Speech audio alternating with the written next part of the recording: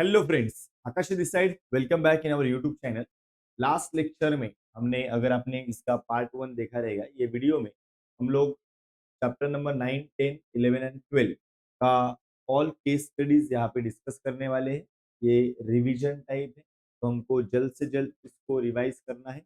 पहला वाला वीडियो अगर आपने नहीं देखा वो जरूर देखना, लिंक मैं आपको डिस्क्रिप्शन बॉक्स में ऐड करके दे दूँ। ठीक है, अभी हम लोग चैप्टर नंबर 9 से स्टार्ट कर रहे हैं। इससे पहले वाला ऑल केस स्टडीज हमने डिस्कस किया है, so let's revise it fast. Connect रहिए, आने वाले लेक्चर्स में हम लोग डिस्टिंग्विश का, डिफाइन द टर्म का, राइट, और लॉन्ग आंसर का सबका रिवीजन करा के आपको देने वाले। So without wasting time, let's revise chapter number 9 का केस स्टडीज। ठीक है, so all my dear friends, चैन से सोना है तो start। चलिए, सो यहाँ पे देखिए क्या लिखा है my dear. It is depository system वाला चैप्टर। यहाँ पे आपको शेयर्स फिजिकल फॉर्म में नहीं, डीमैट फॉर्म में चाहिए, इलेक्ट्रॉनिक फॉर्म में कन्वर्ट करके चाहिए, तो उसका काम डीमैट फॉर्म में होता है, डिपॉजिटरी आपको करा के देता है। तो चलिए हम लोग बात करते हैं इसके ऊपर वेरी फास्ट। मिस्टर जेड है जिसके पास 100 शेयर से पेक्यूलियर कंपनी लिमिटेड है, और ये फिजिकल फॉर्म में है। अभी उसको वही शेयर्स क्या करने हैं, कन्वर्ट करने हैं इलेक्ट्रॉनिक मोड में। तो फिजिकल फॉर्म में शेयर्स है, अभी इलेक्ट्रॉनिक फॉर्म में कन्वर्ट करने हैं उसको। 3 क्वेश्चंस आपको दिए। Mister Z holds a saving bank account with CFDH bank. Can he deposit his shares in this account for demat? क्या ये शेयर्स सेविंग अकाउंट में रखे जा सकते हैं? The answer is no. Sir why no? क्योंकि इसके लिए कौन सा अकाउंट होना चाहिए आपका? डीमैट अकाउंट होना चाहिए। बराबर। हालांकि आपका आंसर जब आप लिखोगे तो ये पार्ट नहीं लिखो डायरेक्टली तो भी चल जाएगा। बराबर। तो इधर आपको सिंपली लिखना है no, mister Z can not deposit his share in saving bank account. बराबर। नो, आगे mister Z can not deposit his shares in saving bank। बराबर। तो ये वो चीज नहीं कर सकता। उसके लिए हमको पता होना चाहिए कौन सा अकाउंट चाहिए my dear, demat account. Got it. चलिए, सो आगे वही क्वेश्चन है जो हमने अभी डिस्कस किया। What type of account is needed for the same? तो उसके लिए कौन सा अकाउंट होना चाहिए? तो आंसर इज डीमैट अकाउंट। बराबर कि नहीं? तो सिंपली लिखने का demat account is needed for the same. Simple. आगे, is it the RBI which will be the custodian of shares of Mr. Z? No। RBI आपका सेविंग बैंक अकाउंट थोड़ी ना है, तो जिसके लिए आरबीआई इसका कस्टोडियन बनेगा, आरबीआई मेन बनेगा। डीमैट फॉर्म में आपके शेयर्स का जो कस्टोडियन होता है, संभालने का काम जो करता है, वो कौन करता है माय डियर? डिपॉजिटरी। कौन करता? Depository. Who is depository? India में दो है माय डियर, एनएसडीएल और सीडीएस है। बराबर। इसके अंदर अपने को अभी जाने की जरूरत नहीं है। अपना simple answer is what my dear? Depository. बराबर। Question, is the RBI which will be the custodian of the shares of mister Z after dematting? No, comma, आगे लिखना चाहिए क्या? Depository. Depository will be the custodian, बस।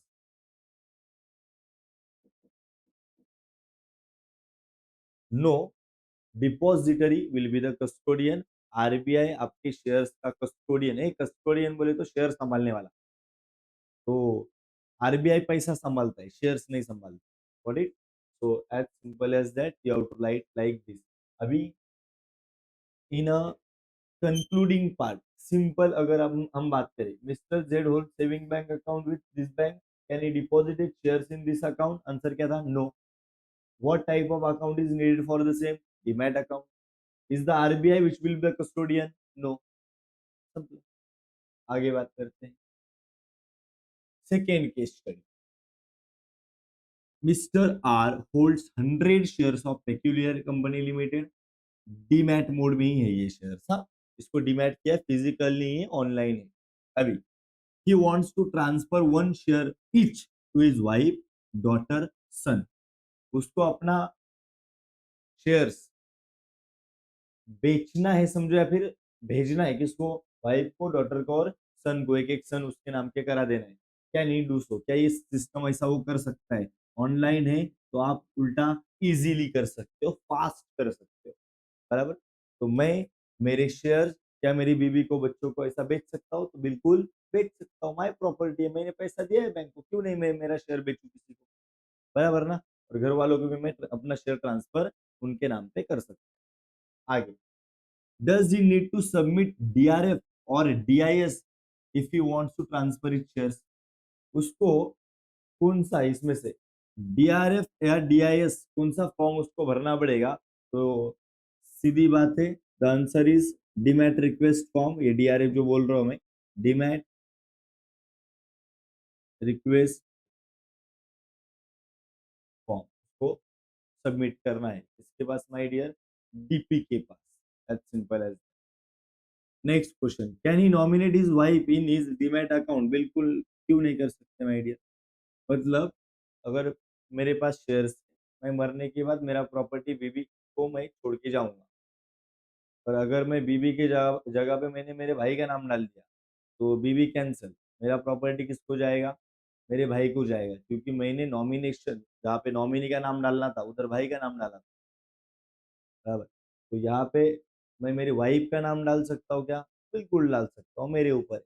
बराबर। और ये तो भाई इसका जन्म सिद्ध अधिकार है। So can he nominate his wife in his demat account? The answer is yes. Nominee डालना मतलब मरने के बाद प्रॉपर्टी वो लोगों को जाएगा, तो आपको नॉमिनी डालना होता है। Answer is yes. सिंपली खत्म। क्या है प्रॉब्लम? सिंपल था। आर जिसके पास 100 शेयर से ये कंपनी के डीमैट मोड भी है, you want to transfer one share is to wife daughter, वो ट्रांसफर कर सकता है। यस, वो ट्रांसफर कर सकता है। Does he need to submit demat request form और DIS? He wants to transfer it share, तो answer is demat request form भरना है उसको। Can he nominate his wife? Answer is yes. As simple as that. Next, third, Mrs Z wishes to open demat account in her name. उसको demat account open करना है shares रखने के लिए खुद के नाम से। पहला, can she open the demat account going to Mumbai office of NSDL? क्या वो एनएसडीएल के पास जाके डीमैट अकाउंट ओपन करेगा? तो answer is no. Sir why no? क्योंकि देखो, डिपॉजिटरी होता है, उसके नीचे डीपी होता है, उसके नीचे कौन होता है? अपना इन्वेस्टर, जो भी तुम लोग हो। बराबर। तो इसको डायरेक्टली डीपी के पास जाने की जरूरत नहीं है, ये चेन तोड़ रहा है ना लाइक। तो इसको किधर जाना चाहिए? डीपी के पास। डिपॉजिटरी के पास जाने की जरूरत नहीं है, बीच में है ना कौन? डीपी, तो उसके पास जाएगा वो। सर ये कुछ ऐसा काम करता है, यहाँ पे होता है आरबीआई, यहाँ पे होते हैं छोटे छोटे बैंक्स, कमर्शियल बैंक्स, और नीचे होता है कस्टमर, बोले तो इन्वेस्टर, अपना जो पैसा लगाता है बैंक में। तो क्या मैं अकाउंट ओपन करने के लिए आरबीआई में जाता हूँ? बैंक में जाता हूँ ना। कुछ ऐसा ही है। So can she open account going to Mumbai office of NSDL? No, NSDL तो डिपॉजिटरी है ना, उधर जा रहा है, उसको डीपी के पास जाना चाहिए। Answer simply no. आगे, is she required to pay for opening account and maintenance? क्या उसको पैसा देना पड़ेगा अकाउंट ओपन करने के लिए? मेंटेनेंस चार्जेस वगैरह देना पड़ता है, ऐसा फ्रीली थोड़ी ना तेरा अकाउंट मेंटेन करेंगे कोई भी। Answer is yes. Does she have to send the shares to respective company for dematting? क्या शेयर्स को डीमैट करने के लिए डायरेक्ट कंपनी को मिलने की जरूरत है? नहीं। शेयर्स को डीमैट करने के लिए कंपनी को मिलने की जरूरत नहीं है। डीपी तुम्हारा काम करा के दे रहे हैं, उसके पास अकाउंट ओपन करा के ले रहे हो ना आप। तो सीधी बात, मिसेस जेड है, उसको डीमैट अकाउंट ओपन करना है खुद के नाम से। एनएसडीएल में जाना है उसको? नहीं। मेंटेनेंस चार्जेस देना पड़ेगा। हाँ। क्या उसको कंपनी के पास जाना है डीमैट कराने के लिए? नहीं। बराबर। आंसर लिखते हैं हम कंप्लीट लिखने का। Can she open the account going to Mumbai office of NSDL? No, she don't have to go to Mumbai office of NSDL. Is she required to pay the opening of account and maintenance charges? Yes, she required to pay for opening account and maintenance. तो आगे question continue करा देने का। That's बराबर। चलो, अभी मैं आगे बात करा देता हूँ माय डियर आपका। चौथा और पांचवा, फोर्थ में क्या लिखा है देखो। एक बंदा है mister L wants to demat his 25 shares of peculiar company limited bearing certificate number 100 से लेके, अच्छा सर्टिफिकेट का नंबर है 100 और डिस्टिंक्टिव नंबर है 76 से 100। ये डिफरेंस भी आपको दिख रहा है 25 का है, मतलब उसके पास टोटल 25 शेयर है और वो सर्टिफिकेट का नंबर है उसका, बराबर, शेयर सर्टिफिकेट। आगे अभी उसको ये 25 शेयर्स को क्या कराना है? डीमैट कराना है, ऑनलाइन कन्वर्ट कराना है, बराबर। तो क्वेश्चन है आपके पास, which form he is required to fill? ऊपर अपन ने देखा था कौन सा फॉर्म भरना है उसको, डीआरएफ, बोले तो demat request form. He need to fill demat request form. Does he have to fill instrument of transfer if he wishes to transfer the same after demat? ये डीमैट कराने के बाद अगर आपको शेयर ट्रांसफर करने हैं ना, तो कोई फॉर्म भी भरने की जरूरत नहीं होती, आपका डायरेक्टली ऑनलाइन काम हो जाता है, तो आपको कोई भी फॉर्म भरने की जरूरत नहीं है। No. Does he have to fill instrument of transfer? No, he don't have to fill instrument of transfer. Does he have to quote certificate number and distinctive number if he wishes to transfer his shares after it is in demat form? Demat form में certificate के ऊपर number वगैरह होगा क्या? No, क्योंकि इसके बाद shares will become fungible, मतलब वो आपका जो डिस्टिंक्टिव नंबर है वो क्या हो जाता है? गायब हो जाता है ऑनलाइन कन्वर्ट कराने के बाद। तो सीधी बात, नो बकवास। मिस्टर एल है, उसको 25 शेयर्स डीमैट कराने हैं। पहला कौन सा फॉर्म भरेगा? वो डीआरएफ भरेगा, डीमैट रिक्वेस्ट फॉर्म भरेगा। दूसरा, क्या उसको इंस्ट्रूमेंट ऑफ ट्रांसफर भराना है अगर उसको ट्रांसफर कराने हैं शेयर्स तो? नहीं, क्योंकि ये ऑनलाइन है तो ऑनलाइन अपने आप हो जाएगा, बराबर। आगे, does you have to put certificate number? नहीं, एक बार शेयर्स डीमैट हो गए तो आपके सर्टिफिकेट का नंबर क्या हो जाता है? गायब हो जाता है, बराबर। तो दिस इज अबाउट चौथा वाला case study. Let's move ahead with last one for this chapter. Mister S holds 50 shares of peculiar company limited, demat form में है। The company has declared dividend of 5 रुपए पर शेयर एंड बोनस 1:1 दे रहा है share holder को। तो my dear, ये बंदा है एक कंपनी के, इसके पास कितने शेयर है? 50 शेयर। वो कंपनी अभी डिविडेंड देना है 5 रुपया और बोनस भी दे रहा है 1:1, बराबर। शेयर्स डीमैट फॉर्म में, तो कुछ क्वेश्चन है आपके लिए। क्या, how will mister S will get dividend? तो डिविडेंड इसको कैसे मिलेगा? डायरेक्टली तुम्हारे डीमैट अकाउंट में क्रेडिट हो जाएगा। यहाँ पे आपको लिखना पड़ेगा डायरेक्ट, डायरेक्ट क्रेडिट इनटू कौन सा अकाउंट? डीमैट। डायरेक्ट क्रेडिट होगा तुम्हारे डीमैट अकाउंट में वो डिविडेंड का अमाउंट, बराबर। Yes. आगे, will he gate bonus shares in physical और डीमैट? Demat, simple. ऑप्शन ही दिया, बोलो फिजिकल आंसर होगा कि डीमैट? ऑनलाइन शेयर से तो ऑनलाइन मिलेगा। आगे, who is entitle to dividend and bonus? Mister S और द डिपॉजिट है। बोनस किसको मिलेगा? जिसका शेयर से उसको मिलेगा ना। तो मिस्टर एस को बोनस मिलेगा कि उसकी डिपॉजिटरी को? ऑब्वियसली मिस्टर एस को, उसके शेयर। तो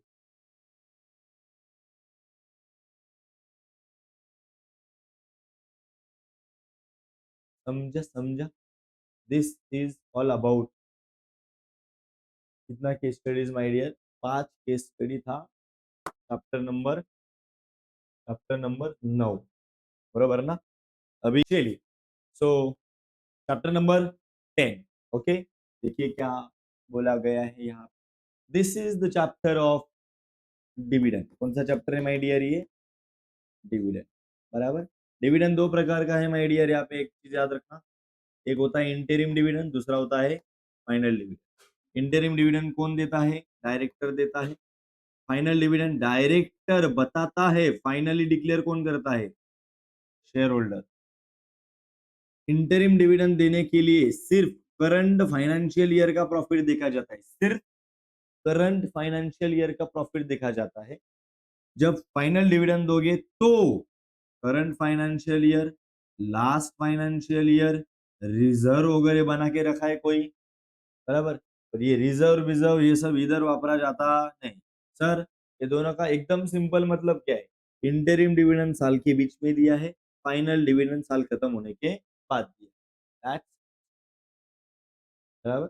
चला काय म्हणले बघा, LMN company limited decide to declare dividend for the financial year 18-19 in which it has earn profit less than their expectation. A profit तो हुआ है but less than their expectation, मतलब अपेक्षा से कम प्रॉफिट हुआ है। तो देखिए क्या बोला गया है, is the board right in recommending a dividend of ₹5 पर share out of free reserve. क्या ये कंपनी ये इंटरिम डिविडेंड वगैरह ऐसा कुछ बोला गया है क्या? नहीं है, ये फाइनल में ही दे रहे डिविडेंड। तो आपको क्वेश्चन यहाँ पे पूछा गया है, क्या ये कंपनी फ्री रिजर्व से डिविडेंड दे सकता है कि नहीं दे सकता? तो बिल्कुल दे सकता है, बराबर। हमने क्या आपको बताया इससे पहले, इंटरिम सॉरी, ये जो फ्री रिजर्व है वहां से आप डिविडेंड नहीं दोगे, कौन सा? इंटरिम डिविडेंड नहीं दोगे। तो ये फाइनेंशियल ईयर एंड की बात हो रही है ना, तो लेट्स टेक कि बाबा ये लोग फाइनल डिविडेंड दे रहे, तो क्या ये रिजर्व से दिया जा सकता है? तो answer is sir. What is reserve? तो आपने पैसा बचा के रखा है, बराबर, सेव करके रखा है, तो वहां से आप डिविडेंड दोगे क्या? दोगे। पता है ना, current financial year, last financial year, कोई रिजर्व वगैरह बचा के रखे, तो वहां से आप डिविडेंड दोगे। रिजर्व से आप डिविडेंड नहीं दोगे, कौन सा? इंटेरिम डिविडेंड, फाइनल डिविडेंड चलेगा। So the answer is simple, yes. Can the board declare dividend though it is not approved by AGM? ए, क्या बोर्ड ऑफ डायरेक्टर अकेले अकेले डिविडेंड डिक्लेयर करके छोड़ देगा शेयर होल्डर को बिना पूछे? नहीं। हाँ, बोर्ड ऑफ डायरेक्टर अकेले डिविडेंड डिक्लेयर करेगा, कौन सा? इंटरिम डिविडेंड, फाइनल डिविडेंड नहीं। So can the board declare dividend though it is नहीं? No. Can the board give dividend in the form of gift? मेरे को गिफ्ट दे रहा है डिविडेंड देके? नहीं, that is my right. Right of, ऐसा कभी एग्जाम में क्वेश्चन आया, स्टेट एनीवन राइट ऑफ। जैसे कि लास्ट टाइम जब अपन पार्ट 1 में केस स्टडी रिवाइज कर रहे थे, चैप्टर नंबर 2 में क्वेश्चन था, बताओ कोई शेयर होल्डर का एक आध राइट, तो हमने वहां पे लिखा था right to vote, right to receive dividend, right to participate in management. तो यहाँ पे मैं बात कर रहा हूँ आपको, हमारा वो क्या है? अधिकार। राइट बोले तो अधिकार है, ये गिफ्ट देके तू मेरे ऊपर उपकार नहीं कर रहा है। तो can the board give dividend in the form of gift? No, ये गिफ्ट नहीं, ये मेरा क्या है? राइट। समझलं? तो अभी सिंपल अगर ओवरऑल बात करूं मैं तो क्या, ये कंपनी 2018-19 के लिए डिविडेंड दे रहा है, बट थोड़ा कम प्रॉफिट हुआ है इनको। तो पहला क्वेश्चन था हमारा कि वह फ्री रिजर्व से डिविडेंड देंगे, यस। आगे, डायरेक्टर एजीएम में अप्रूव किए बिना डिविडेंड डिक्लेयर करेगा? No. Board board of director gift के फॉर्म में डिविडेंड दे रहा है क्या? नहीं, बराबर, वो मेरा अधिकार होता है, समझा? चला पुढे, next case study we are going to discuss is ABC company limited decide to pay interim dividend. ABC company limited interim, ए अभी याद रखना एकदम क्लियर कट, क्या लिखा है? इंटरिम डिविडेंड, बराबर। इंटरिम साल के बीच में डिविडेंड दे रहे लोग, तो देखो क्या लिखा है, can it be paid out of free reserve?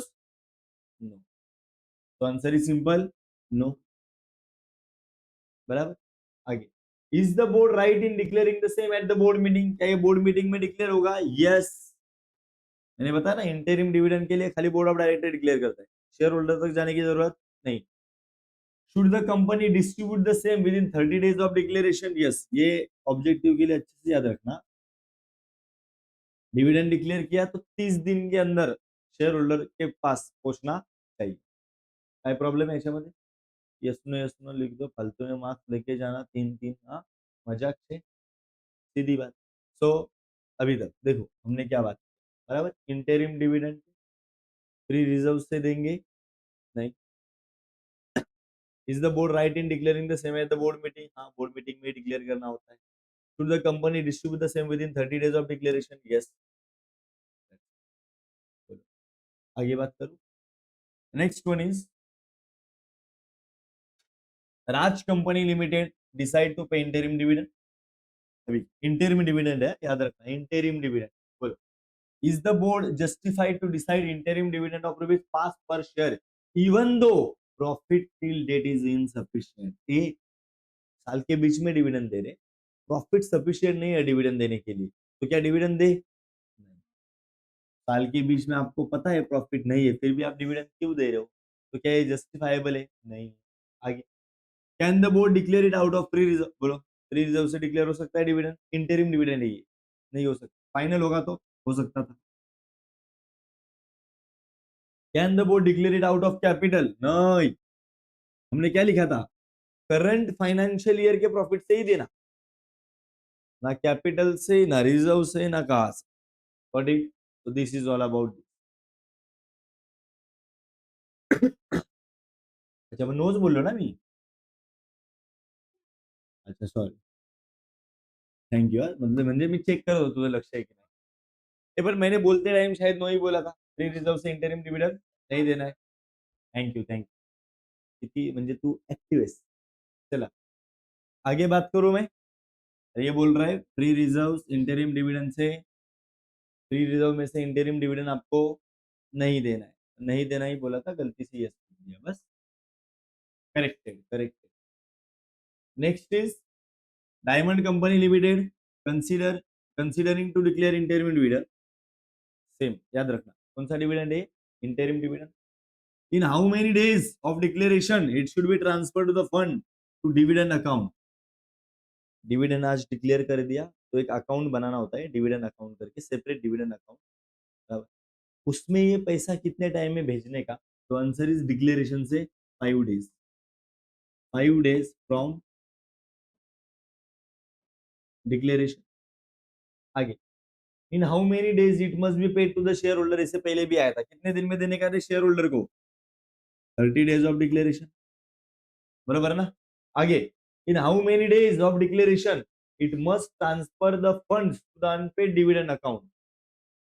Unpaid dividend account मतलब शेयर होल्डर को अगर आपने पे नहीं किया या फिर उसने कलेक्ट नहीं किया, तो कितने टाइम में ये डिविडेंड का अमाउंट आप अनपेड डिविडेंड अकाउंट में भेजोगे? तो आंसर इज 37 डेज, या क्लियर लिखना पड़ेगा, फ्रॉम डिक्लेरेशन। बराबर, इधर लिखा है इन how many days of declaration, declaration से 37 डेज में। इसका मतलब ये जो 30 दिन होता है ना, 30 दिन, कौन सा 30 दिन? जब शेयर होल्डर को आप अमाउंट पे कर रहे हो, 30 दिन के अंदर 30 डेज खत्म हो गया, तो उसके बाद कितना दिन होना चाहिए? 7 डेज। फिर ये डिक्लेरेशन से कितना दिन हो गया अगर आप गिनोगे तो?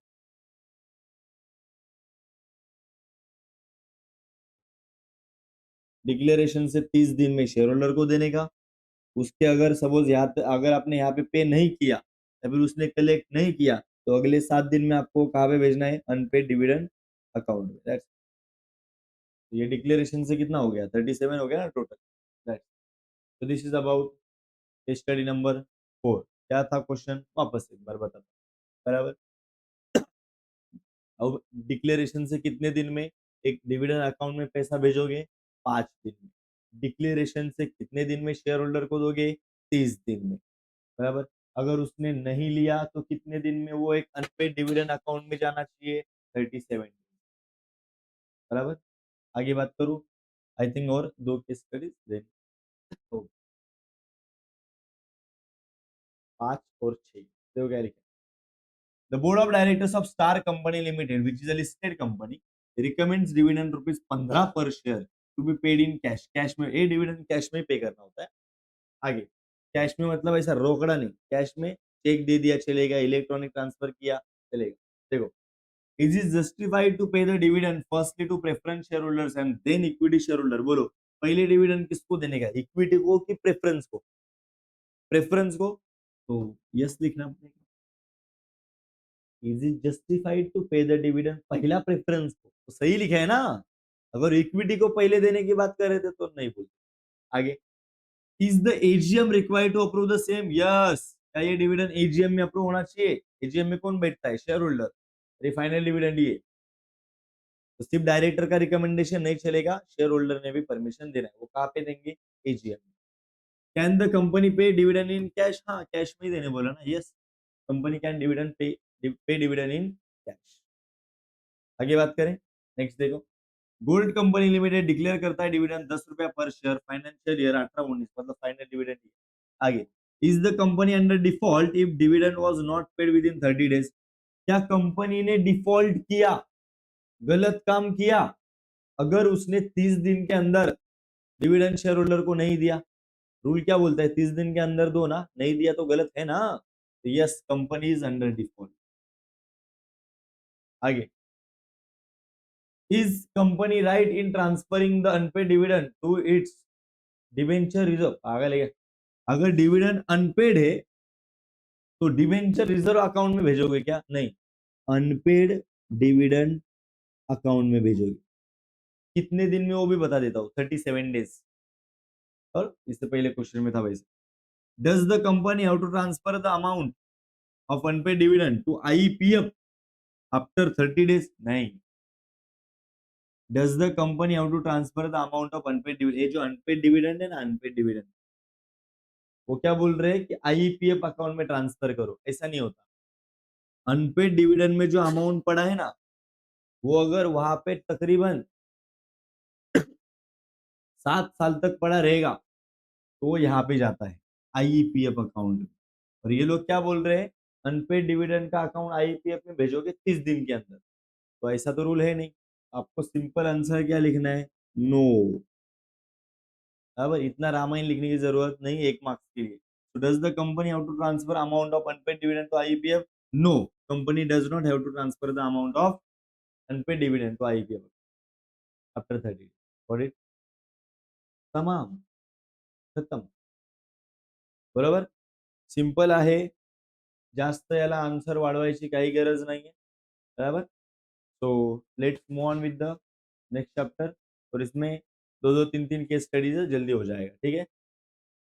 पॉसिबल है कि चैप्टर नंबर 9 और 10 इसमें से आपको देखा देखा केस स्टडी आने का चांसेस, ठीक है.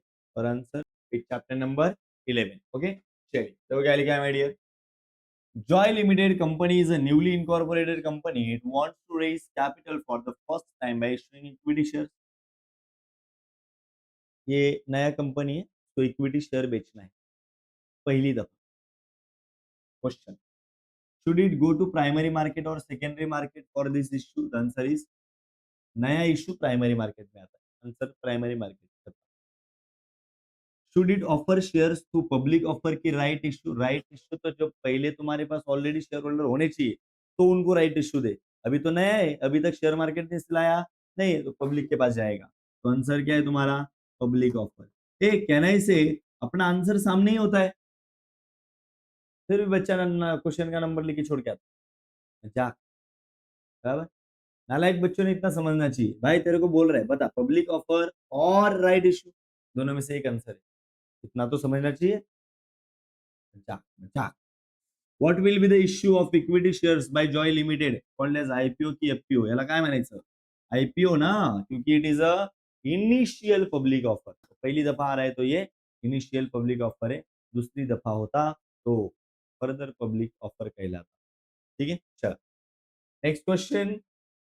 मिस्टर एक्स, एक्स सीएफओ है ये कंपनी का, रेप्यूटेड कंपनी है, कंस्ट्रक्शन बिजनेस का, ये याद रखना. कंस्ट्रक्शन बिजनेस में है ये कंपनी, हाँ याद रखना.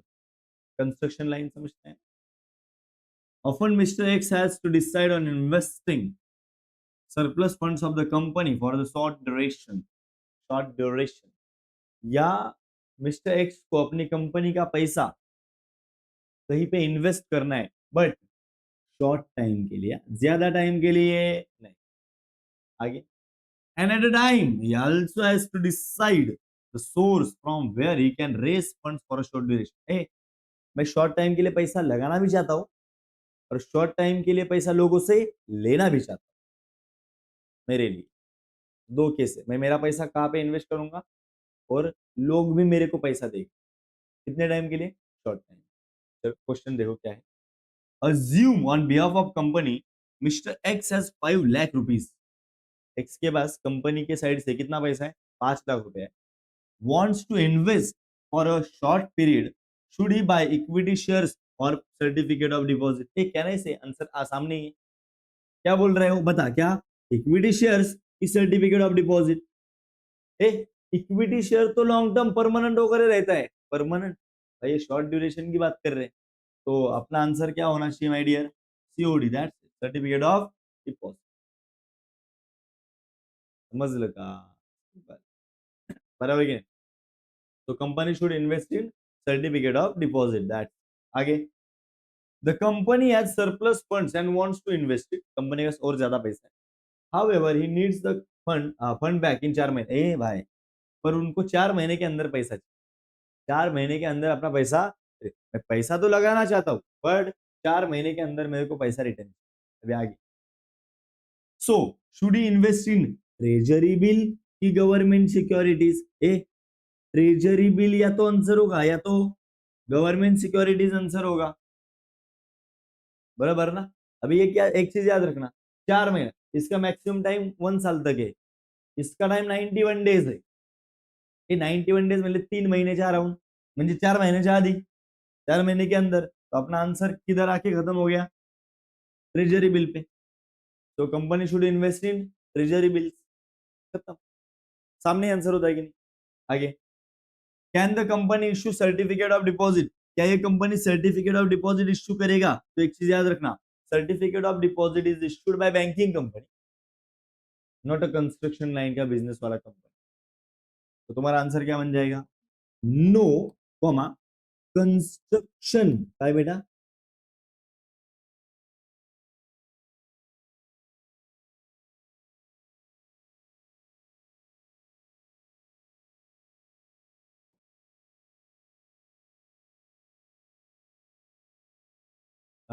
कंस्ट्रक्शन बिजनेसेस और कंपनीज कैन नॉट इश्यू क्या? Certificate of deposit. खत्म। तो तुम्हारा आंसर सिंपली क्या था? नो था बस। बराबर, काय प्रॉब्लेम है याच्यामध्ये? आगे लास्ट के चैप्टर के लिए बात करते हैं अपन। ये भी वेरी सिंपल, कुछ है नहीं। बराबर, देखो चालू होते ही खत्म हो जाएगा। यहाँ पे भी दो ही केस स्टडीज है, क्या है बराबर ना? जल्द से जल्द अपना काम तमाम। बराबर, एकदा परत जायचं घरी, एकदा व्हिडिओ बघायचा।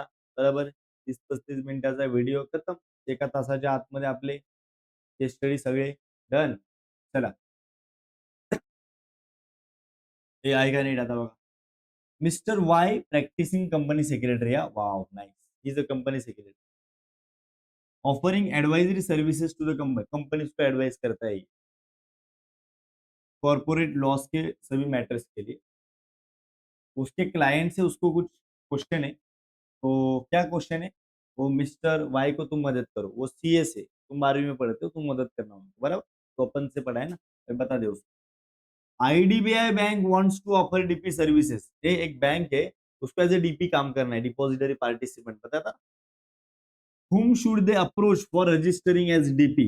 उसको एज ए रजिस्टर करना है, अगर डीपी से एज ए डीपी रजिस्टर करना है तो उसको किसके पास जाना चाहिए? और आंसर शुड बी सेबी के पास। SEBI securities exchange board of India के पास। So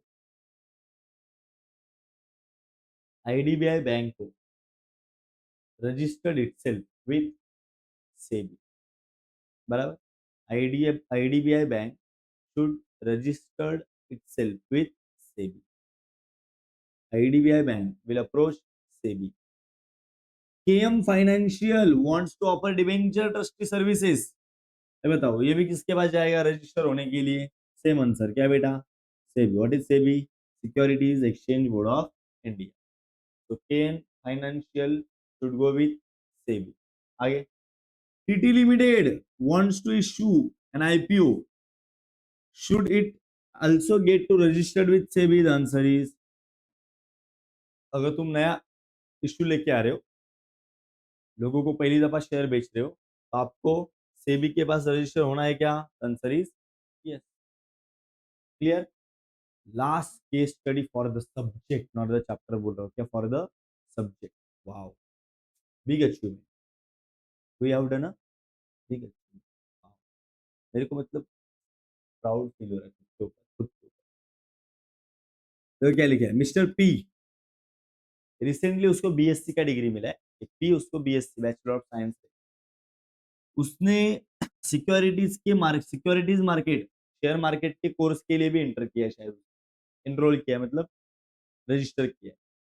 as a new student of this subject, उसको कुछ क्वेश्चन है, तुम उसको मदद करना, तुम बड़े शाने हो, बताओ। Does a company need to be listed on a stock exchange? अगर उसको शेयर बेचने हैं तो उसको क्या स्टॉक एक्सचेंज पे लिस्ट होने की जरूरत है? यस, नो, नहीं, यस बोल रहा हूँ। अगर उसको पब्लिक को शेयर्स बेचने हैं तो स्टॉक एक्सचेंज के ऊपर तुम्हारी कंपनी का नाम लिखाना जरूरी है। आगे, what is the term use for referring stock exchange का ability to reflect the economic condition of the country? Company के स्टॉक एक्सचेंज में ऊपर नीचे होना, वो भी मतलब देखो, अभी डोनाल्ड ट्रम्प बीच में अमेरिका का राष्ट्राध्यक्ष बना, तो अमेरिकन मार्केट अगले दिन 1500 2000 पॉइंट से ऊपर गया। ये एक इन्वेस्टर के लिए अच्छा साइन है। हमारे कंट्री में भी जब प्राइम मिनिस्टर का इलेक्शन हो गया, बराबर, और पीछे भी एक बार 4-5 स्टेट का इलेक्शन हुआ था, मोदी जीता, लोगों को कॉन्फिडेंस है ना उस पर, शेयर मार्केट ऊपर जाता है। अल्टीमेटली ये सब सिचुएशन होता है तभी शेयर मार्केट में उछल कूद होती है। ये चीज को क्या मतलब, कंट्री का बाबा इकोनॉमिक कंडीशन कैसा है वो बता देता है, वहां पे शेयर मार्केट पे रिफ्लेक्ट होता है। तो इसको क्या बोलते हैं? तो इसको बोला जाता है माय डियर, इकोनॉमिक बैरोमीटर। काय म्हणायचं याला? Economic,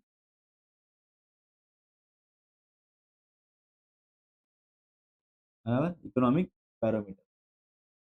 next, what is the term used to refer the functions of the stock exchange as a provider of ready market for the sale and purchase of the securities? ये जो तुम्हारा stock exchange अभी share market आहे, तुमको एक ready cash वहां पे provide करताय, म्हणजे पैसा टाका, पैसा काढा का नाही, या सगळ्या गोष्टी तुम्हाला स्टॉक एक्सचेंज प्रोव्हाइड करतं। तर हे स्टॉक एक्सचेंजचं कोणतं फंक्शन आहे? That is called as liquidity. क्या बोला जाता है मेडियर इसको?